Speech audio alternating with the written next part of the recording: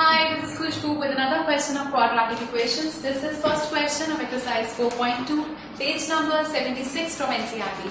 It says, find the roots of the following quadratic equations by factorization. हमें इन equations के roots find करने हैं.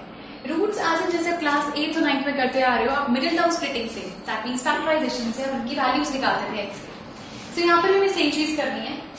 Part number 4 is 2x squared minus x plus 1 by 8 is equal to 0.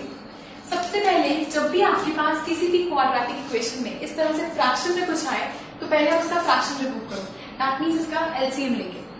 तो इसके नीचे कुछ नहीं है, दैट मीन्स 1 एलसीएम लेंगे तो ये बनेगा 16x स्क्वायर, ये बनेगा 8x plus 1 is equal to 0. ये 8 यहां चला जाएगा, 0 से मल्टीप्लाई होकर 0. So 16x square minus 8x plus 1 is equal to 0. ये वहां जाके मल्टीप्लाई होके 0.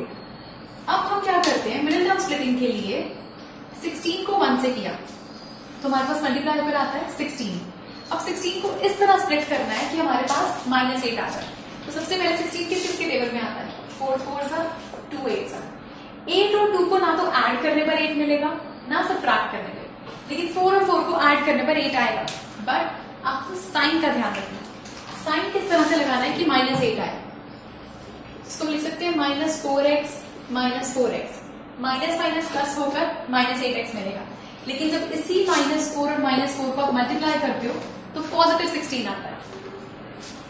तो साइन को ध्यान रखना है कि मल्टीप्लीकेशन करने पर हमें पॉजिटिव चाहिए, बट इनको प्लस या माइनस करने पर हमें माइनस 8x चाहिए. अब यहां से हम कॉमन निकालेंगे इन दो टर्म्स से, इन दो टर्म्स से. तो यहां से कॉमन आ रहा है इन दोनों में, हाईएस्ट कॉमन निकालना होता है 4x. तो यहां से 4 जा चुका है तो अंदर बचा एक 4 और एक x माइनस ये 4x बाहर आ चुका है तो अंदर बचा 1. इन दोनों में कुछ कॉमन नहीं है, that means 1 4x minus plus minus 1 is equal to 0. So दोनों ब्रैकेट सेम है. सो ये आ जाएगा 4x माइनस 1, एक ये वाला ब्रैकेट और एक इन दोनों से बनेगा 4x माइनस 1 इक्वल टू 0. सो ये आ जाएगा यहां से, इसको 0 से इक्वेट करेंगे तो 4x minus 1 equal to 0, 4x minus 1 equal to 0. So 4x equal आएगा 1 के, x इक्वल होगा 1 बाय 4 के. यहां से भी 4x इक्वल आएगा 1 के, x इक्वल है 1 बाय 4 के. सो 1 बाय 4 1 बाय 4 हमारे पास रूट आ गए इस इक्वेशन के. सो ये दो रूट्स हैं for this equation. Next part number 5 is 100x square minus 20x plus 1 is equal to 0. अब यहां पर आप फर्स्ट और लास्ट टर्म को मल्टीप्लाई करते हो तो आपके पास आता है 100x स्क्वायर.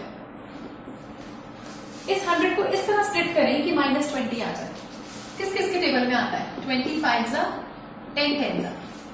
20 और 5 को ना तो ऐड करने पे 20 आएगा, माइनस 20 आएगा, ना सबट्रैक्ट करने पे. बट 10 और 10 से 20 आ सकता है. सो इसको लिखते हैं 100x square minus 10x plus 1 equal to 0.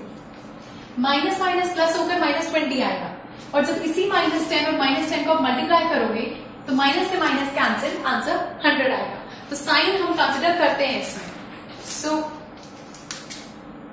ये यहां से कॉमन, यहां से कॉमन, यहां से कॉमन है 10x, अंदर आया 10x.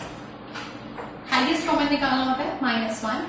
इन दोनों में कुछ कॉमन नहीं है तो माइनस 1 कॉमन, अंदर बचा 10x minus plus minus 1 equal to 0. Now ये दोनों ब्रैकेट सेम है, एक ब्रैकेट तो यही आ जाएगा और एक इस टर्म और इस टर्म से बनता है तो 10x माइनस 1 इक्वल टू 0. अब इन दोनों को ही हम 0 से इक्वेट करेंगे. So 10x minus 1 equal to 0, 10x minus 1 equal to 0. So 10x is equal to 1, x equal होगा 1 by 10 के, 10x is equal to 1, so x equal है 1 by 10 के. So 1 by 10, 1 by 10 ये आ गए हमारे पास roots of the equation. So middle term splitting का ध्यान रखना है. इन दोनों टर्म्स को जब मल्टीप्लाई कर रहे हो तो साइन क्या आ रहा है, पॉजिटिव में है या नेगेटिव में है, और बीच वाली टर्म के लिए भी साइन ध्यान रखना है. फ्रैक्शन में है तो आप उसका एलसीएम लेके उसको सॉल्व कर सकते हो, सो दैट फ्रैक्शन उससे रिमूव हो जाए. This was first question of exercise 4.2 from NCERT. If you have any doubt, please do write to us and do watch the next video for some more questions. Goodbye.